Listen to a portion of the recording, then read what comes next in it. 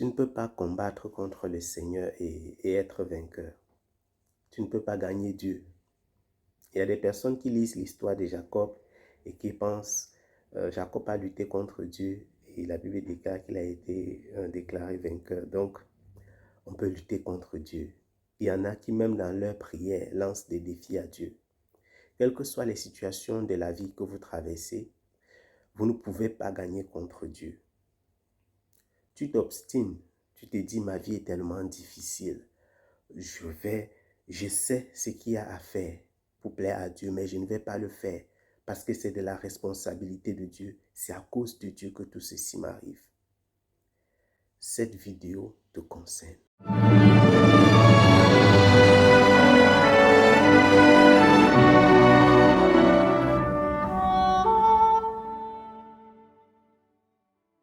Shalom mes bien-aimés dans le Seigneur. Je vous salue dans le saint et le précieux nom de Jésus-Christ. J'espère que vous vous portez tous bien. Quant à moi, je me porte bien par la grâce de Dieu.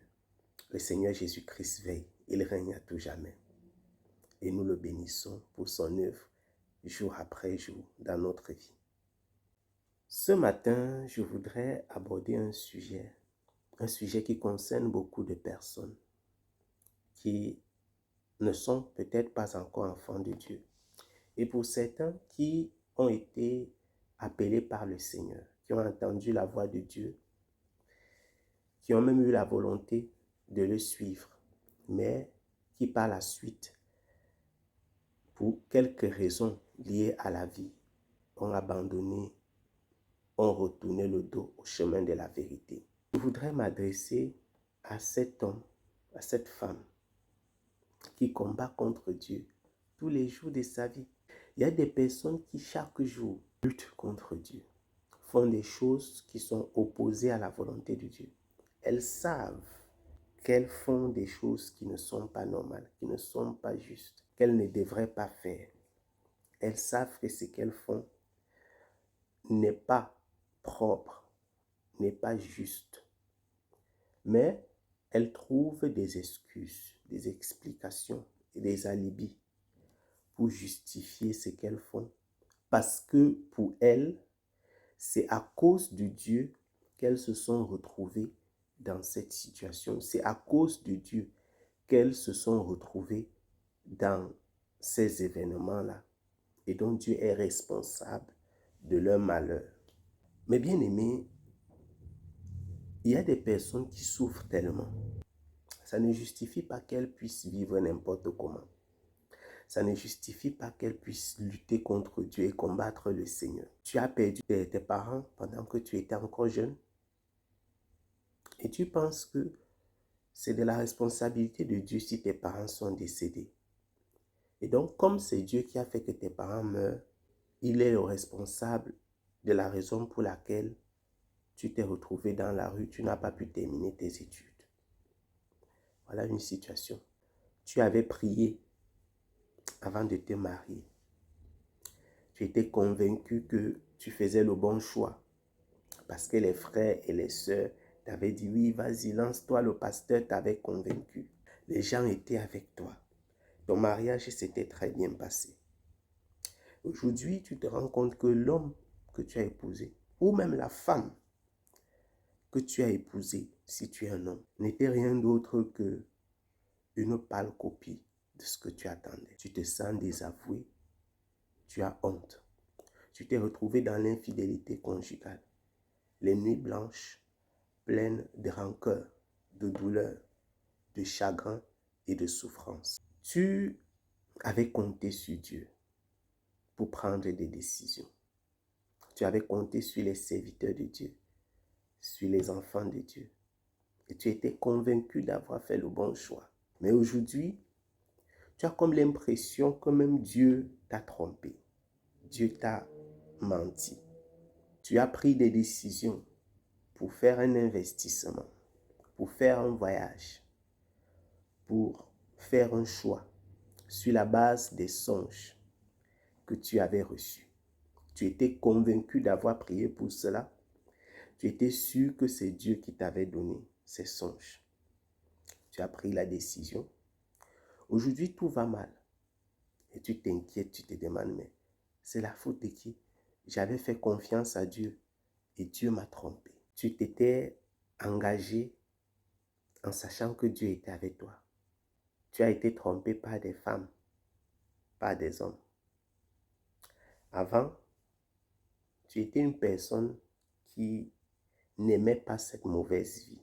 Tu as vécu avec un homme ou avec une femme qui a abusé de ton amour, qui t'a promis le mariage, qui t'a promis on va se marier, on fera le reste de nos jours ensemble, et qui à la dernière minute t'a abandonné, t'a laissé dans le chagrin. Et à cause de cela, tu t'es retrouvé seul, tu as souffert.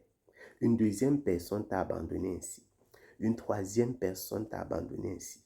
Cela a brisé ton cœur. Tu es une personne souffrante, une personne triste, une personne pleine de douleur aujourd'hui. Et tu te dis, ça ne vaut pas la peine. L'amour n'a pas de sens. Le mariage n'a pas de sens. Ça vaut la peine de tromper tout le monde, de vivre n'importe comment. Les hommes ou les femmes ont déjà tellement découvert mon corps. Donc, je vais coucher avec des hommes, avec des femmes. Je vais faire de la prostitution, puisque mon corps n'a aucune valeur. Voilà des situations, quelques-unes, des situations que les gens vivent, que les gens traversent. Peut-être tu fais partie de ces personnes-là qui sont passées par là, qui ont été brisées, qui ont été détruites, qui ont été chagrinées profondément. Et très souvent, lorsqu'on se retrouve dans cette situation, la plupart du temps, c'est Dieu qui est responsable. Dieu est pris pour responsable. Dieu est sur le banc des accusés. Pourquoi Dieu est accusé? Dieu est accusé parce que on dit, s'il est vraiment Dieu, s'il est vraiment notre Père, pourquoi il nous a laissé nous tromper de cette façon? Pourquoi il nous a laissé tomber dans ces erreurs?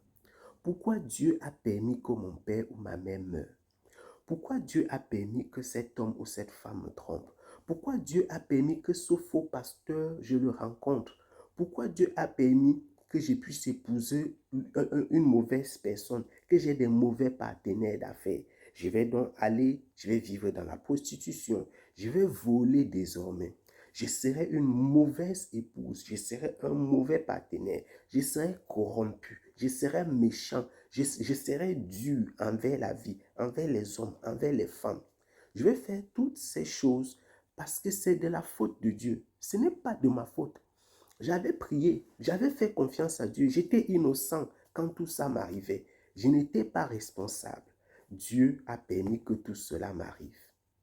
C'est de sa faute. Tu connais au moins une personne qui parle ainsi.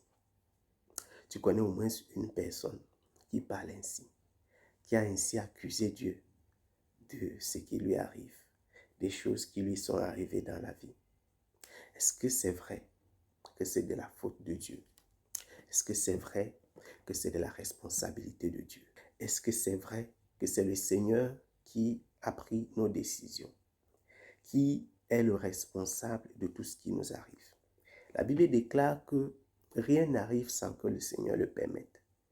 Tout est vrai et la Bible est vraie. La Bible déclare également que tout ce que le Seigneur fait, c'est pour un but. C'est également vrai. La Bible déclare que nous ne connaissons pas les voies et les desseins de Dieu. C'est vrai. Mais Dieu est-il le responsable du début jusqu'à la fin de tout ce qui nous arrive? Dieu est-il le responsable? Est-ce pour cette raison que nous allons lutter contre Dieu? Beaucoup d'entre vous, beaucoup d'entre nous luttent contre le Seigneur. Comment est-ce qu'ils luttent contre Dieu? En menant la vie qu'ils mènent, en prenant acte. Ok, comme ma vie est ainsi, comme ma vie est ainsi détruite, comme j'ai autant de souffrances, de douleurs, de malheurs, comme tout va mal dans ma vie, je vais vivre n'importe comment. Je vais vivre n'importe comment. Je vais vivre comme je veux, comme il me plaît. comme je vivais innocemment et Dieu n'a pas joué sa part de rôle, il n'a pas fait sa part de travail, je vais vivre n'importe comment désormais. Et on verra, advienne ce qu'il adviendra. C'est ce que beaucoup de personnes se disent. Pendant que tu luttes contre Dieu, pendant que tu vis dans cette vie, pendant que tu es dans ces douleurs et dans ces souffrances, qui sont réelles, qui sont palpables, qui sont vraies, et que tu accuses le Seigneur d'être le responsable de tout ce qui t'arrive, je suis venu te dire un mot, te dire ceci. Supposons que Dieu soit le responsable de ce qui t'arrive. Et qu'aujourd'hui, dans cette vie, tu n'as pas la possibilité de lui demander d'assumer ses responsabilités. Si Dieu, nous supposons, est le responsable de ce qui t'arrive et que tu ne le vois pas, pour lui poser la question de savoir pourquoi tu as fait cela, au moins, il te donne l'occasion un jour de lui poser des questions dans l'éternité. Au moins, Dieu te donne l'occasion un jour de lui poser des questions dans l'éternité. La Bible déclare que nous verrons le Seigneur tel qu'il est. Lorsque nous serons dans la rencontre, lorsque nous rencontrerons le Seigneur, lorsque nous serons dans la présence de Dieu, nous saurons comme il faut savoir. C'est ce que la Bible déclare. Tu ne sais peut-être pas pour quelle raison cet homme t'a trompé. Tu ne sais pas pourquoi tes parents sont décédés. Tu ne sais pas pourquoi ton oncle, ta tante, pourquoi les gens te détestent, pourquoi tout va mal dans ta vie. Et pendant que tu vis dans le péché pour empirer la situation, à cause de la colère et de la haine qui est dans ton cœur, tu empires ta situation. Et tu fermes toutes sortes de portes aux solutions à tes problèmes. Dieu seul peut être la solution au problème de ton mariage, au problème de ta vie sentimentale, au problème de ta vie spirituelle, au problème de ta vie sociale, à ton passé. Dieu seul peut répondre à tes questions. Je ne peux pas le faire. Aucun pasteur ne peut répondre à tes questions si ce n'est sous la révélation du Seigneur. Personne ne peut t'aider. Il n'y a que Dieu. C'est pourquoi, vu que Dieu seul est responsable, vu que tu es d'accord, tu es convaincu que Dieu soit le responsable de tes problèmes, tourne-toi vers lui. Tourne-toi vers le Seigneur Jésus-Christ. Crie à Dieu. Et si aujourd'hui, Dieu ne te donne pas les réponses à tes questions, tu es au moins convaincu d'une chose, c'est que dans l'éternité, tu sauras exactement pourquoi telle ou telle chose est arrivée. Tu es convaincu d'une chose, tu sauras pourquoi tu as été tellement malade, pourquoi tu as souffert, pourquoi tu as été rempli de douleur, pourquoi tu as été une personne qui était rejetée, abandonnée, pourquoi tu as passé une mauvaise enfance, pourquoi tu as été abusé sexuellement. Aujourd'hui, peut-être tu ne sauras pas, tu ne comprendras pas. Mais le Seigneur te réserve une réponse dans l'éternité. La seule condition pour avoir des réponses à tes questions, c'est de tourner résolument, véritablement vers Jésus-Christ. Si tu ne te tournes pas vers le Seigneur et que tu continues à combattre Dieu, tu n'auras pas tes réponses et tu finiras dans le jugement, dans l'enfer de feu. Malgré les douleurs et les souffrances que tu as traversées, tu seras également jugé et condamné par Dieu. Pourquoi? À cause des choix que tu as résolument pris, des décisions que tu as prises volontairement, sachant que tu ne faisais pas bien. Dieu, nous ne pouvons pas le juger, mais il a le pouvoir et l'autorité pour nous juger. Et c'est pourquoi je t'encourage, quelles que soient les souffrances, les douleurs, les questions que tu as aujourd'hui, à te tourner vers Jésus-Christ. Il a une réponse à tes questions. Jésus-Christ a une réponse à nos questions, quelles que soient les questions que tu te poses concernant ta vie, concernant ton passé, ton présent, ton mariage, ton avenir. Jésus-Christ a une réponse à nos questions. il peut te faire la grâce de savoir par révélation. En ce qui te concerne, tu dois te tourner vers le Seigneur, abandonner ta vie à Jésus-Christ, implorer sa grâce, son pardon et sa miséricorde. Et je suis convaincu que si tu fais cela, tu auras des réponses à tes questions. Mais si tu ne le fais pas et que tu continues à lutter contre Dieu, tu tomberas sur son jugement. Malheur à celui qui est jugé de cette façon. Malheur à celui qui est jugé de cette façon. Heureux celui dont le péché est pardonné. Veux-tu que le Seigneur pardonne tes péchés? Quel que soit ce que tu as fait, quelles que soient les choses que tu as faites, quelles que soient les choses que tu as faites, Dieu peut encore te pardonner. Pendant que tu es vivant aujourd'hui, le Seigneur peut encore te pardonner. Si bien il est le responsable de tout ce qui t'est arrivé, il sait aussi les souffrances et les douleurs que tu as endurées. Il connaît, il a les réponses à tes questions. Tourne-toi vers Jésus et tu auras les solutions. Je ne te dis pas que marcher avec Jésus est facile, mais je te dis, si tu le fais, tu auras les solutions. Tu auras les réponses à tes questions. Tu le sauras. Tu auras 2 choses à gagner, ou même 3. Tu auras la paix du cœur. Tu auras des réponses à tes questions et tu éviteras le jugement éternel de Dieu. Tu marcheras dans sa présence. Tu seras une personne renouvelée.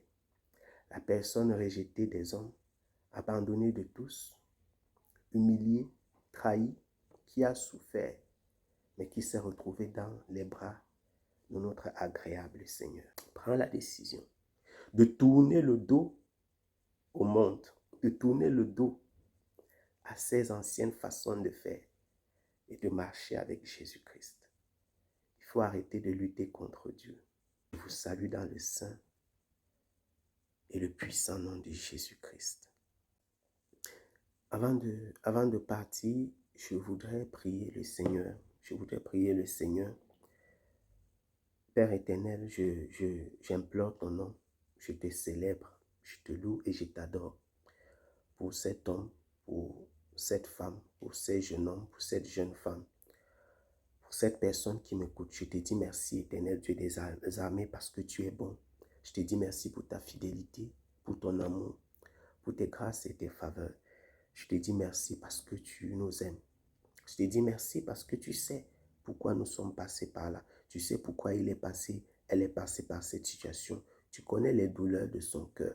Tu connais les péripéties de sa vie. Tu connais ses souffrances. Seigneur, je te rends grâce parce que tu lui as accordé la vie.